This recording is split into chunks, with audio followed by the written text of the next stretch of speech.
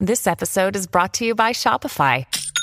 Forget the frustration of picking commerce platforms when you switch your business to Shopify, the global commerce platform that supercharges your selling wherever you sell. With Shopify, you'll harness the same intuitive features, trusted apps, and powerful analytics used by the world's leading brands. Sign up today for your $1 per month trial period at shopify.com/tech, all lowercase. That's shopify.com/tech.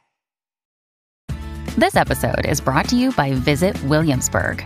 In Williamsburg, Virginia, there's never too much of a good thing. Whether you're a foodie, a golfer, a history buff, a shopaholic, an outdoor enthusiast, or a thrill seeker, you'll find what you came for here and more. So ask yourself, what is it you want? Discover Williamsburg and plan your trip at visitwilliamsburg.com. This is Optimal Work Daily, episode 1259, Toward Zero Unemployment, by Seth Godin of seths.blog. And I'm your narrator, Dan, and I'm going to jump right into our post now for this Tuesday as we optimize your life. Toward Zero Unemployment, by Seth Godin of seths.blog. A dozen generations ago, there was no unemployment, largely because there were no real jobs to speak of. Before the Industrial Revolution, the thought that you'd leave your home and go to an office or a factory was, of course, bizarre. What happens now that the Industrial Age is ending? As the final days of the Industrial Age roll around, we are seeing the core assets of the economy replaced by something new. Actually, it's something old, something handmade, but this time on a huge scale. The Industrial Age was about scarcity. Everything that built our culture, improved our productivity, and defined our lives involved the chasing of scarce items. On the other hand, the connection economy, our economy, the economy of the foreseeable future, embraces abundance. No, we don't have an endless supply of the resources we used to trade and covet. And no, we certainly don't have a surplus of time either. But we do have an abundance of choice, an abundance of connection, and an abundance of access to knowledge.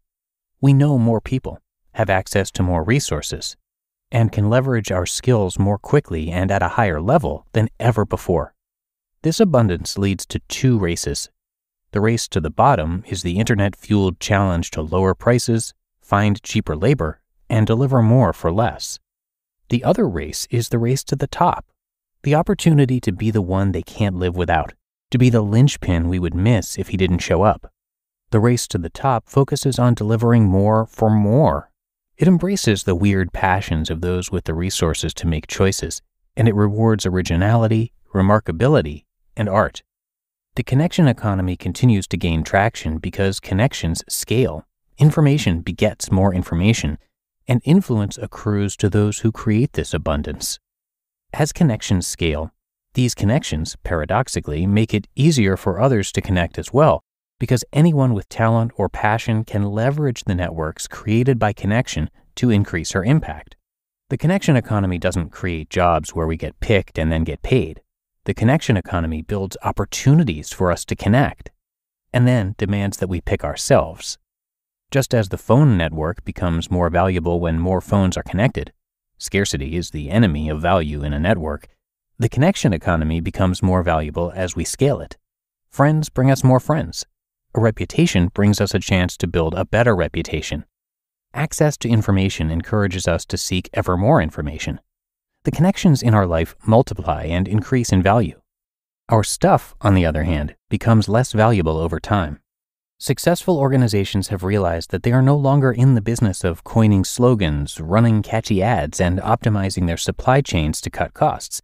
And freelancers and soloists have discovered that doing a good job for a fair price is no longer sufficient to guarantee success. Good work is easier to find than ever before.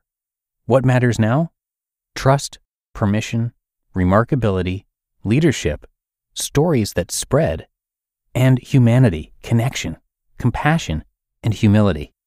All 6 of these are the result of successful work by humans who refuse to follow industrial age rules. These assets aren't generated by external strategies and MBAs and positioning memos. These are the results of internal struggle, of brave decisions without a map, and the willingness to allow others to live with dignity. They are about standing out, not fitting in, about inventing, not duplicating.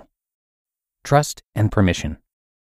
In a marketplace that's open to just about anyone, the only people we hear are the people we choose to hear. Media is cheap, sure, but attention is filtered, and it's virtually impossible to be heard unless the consumer gives us the ability to be heard. The more valuable someone's attention is, the harder it is to earn. And who gets heard? Why would someone listen to the prankster or the shyster or the huckster? No, we choose to listen to those we trust. We do business with and donate to those who have earned our attention. We seek out people who tell us stories that resonate. We listen to those stories, and we engage with those people or businesses that delight or reassure or surprise in a positive way. And all of those behaviors are the acts of people, not machines. We embrace the humanity in those around us, particularly as the rest of the world appears to become less human and more cold. Who will you miss? That is who you are listening to. Remarkability. The same bias toward humanity and connection exists in the way we choose which ideas we'll share with our friends and colleagues. No one talks about the boring, the predictable, or the safe. We don't risk interactions in order to spread the word about something obvious or trite. The remarkable is almost always new and untested, fresh and risky. Leadership. Management is almost diametrically opposed to leadership. Management is about generating yesterday's results, but a little faster or a little more cheaply. We know how to manage the world. We relentlessly seek to cut costs and to limit variation while we exalt obedience. Leadership, though, is a whole other game. Leadership puts the leader on the line. No manual, no rule book, no Uber leader to point the finger at when things go wrong. If you ask someone for the rule book on how to lead, you're secretly wishing to be a manager. Leaders are vulnerable, not controlling, and they are racing to the top, taking us to a new place, not to the place of cheap, fast, compliant safety. Stories that spread. The next asset that makes the new economy work is the story that spreads. Before the revolution, in a world of limited choice, shelf space mattered a great deal. You could buy your way onto the store shelf, or you could be the only one on the ballot, or you could use a connection to get your resume in front of the hiring guy. In a world of abundant choice, though, none of these tactics is effective. The chooser has too many alternatives. There's too much clutter, and the scarce resources are attention and trust, not shelf space. This situation is tough for many because attention and trust must be earned, not acquired. More difficult still is the magic of the story that resonates. After trust is earned and your work is seen, only a fraction of it is magical enough to be worth spreading. Again, this magic is the work of the human artist, not the corporate machine. We're no longer interested in average stuff for average people. And humanity. We don't worship industrial the way we used to. We seek out human originality and caring instead. When price and availability are no longer sufficient advantages, because everything is available and the price is no longer news, then what we are drawn to is the vulnerability and transparency that bring us together, that turn the other into one of us.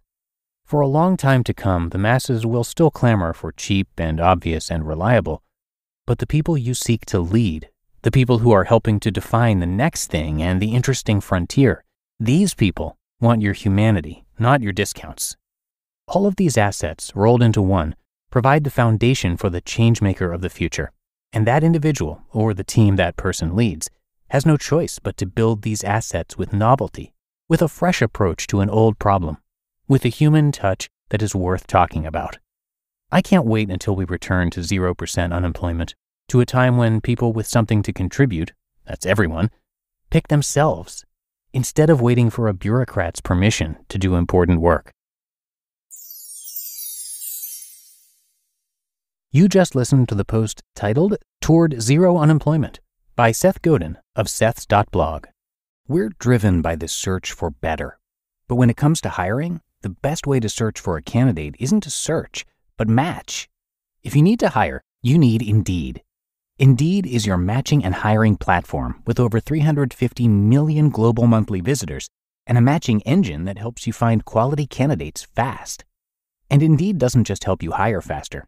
93% of employers agree Indeed delivers the highest quality matches compared to other job sites. One of the things I love about Indeed is that it makes hiring all in one place so easy because Indeed's matching engine is constantly learning from your preferences. So the more you use Indeed, the better it gets. And listeners of this show will get a $75 sponsored job credit to get your jobs more visibility at Indeed.com/startup. So just go to Indeed.com/startup right now and support our show by saying you heard about Indeed on this podcast. Indeed.com/startup. Terms and conditions apply. Need to hire? You need Indeed.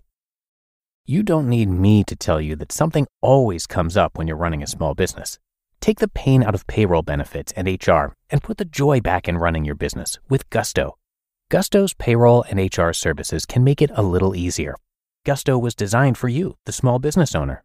They take the pain out of running a business. Automatically calculating paychecks, filing payroll taxes, setting up open enrollment. Gusto does it all. Want more? Time tracking, health insurance, 401k, onboarding, commuter benefits, offer letters, access to HR experts? Well, you get the idea. With Gusto, you can focus on the joy of running your business. It's super easy to set up and get started. And if you're moving from another provider, Gusto can transfer all your data for you. It's no surprise, 94% of customers are likely to recommend Gusto. 94. And here's the best part. Because you're a listener, you get 3 months totally free. All you have to do is go to gusto.com/OWD. Again, that's gusto.com/OWD. And I'm telling you, you're going to love Gusto. Get started today. And thanks so much to Seth for giving us permission to narrate from his website. Seth is a super popular writer. He's got 19 best-selling books, and he's also the creator of Alt MBA. That's an online leadership and management workshop. Alt MBA uses digital tools to engage with small groups of 120 students in an intense 4-week process. And it's been going on since 2015 and has transformed the lives of more than 4,500 people in more than 70 countries. And a little more about Seth, he's been writing daily on his blog for over a decade now, and more than 60,000 people have taken his online courses. And he also has 5 TED Talks under his belt. So Seth's site is definitely worth checking out. You can find his blog, which has a ton of content, but also the books I mentioned, plus podcasts, speaking engagements, and so much more, all there on his site, which again is seths.blog. All right, I hope you enjoyed the post from Seth. That's going to do it for me today. I thank you so much for being here and hope you'll be back again tomorrow, where your optimal life awaits.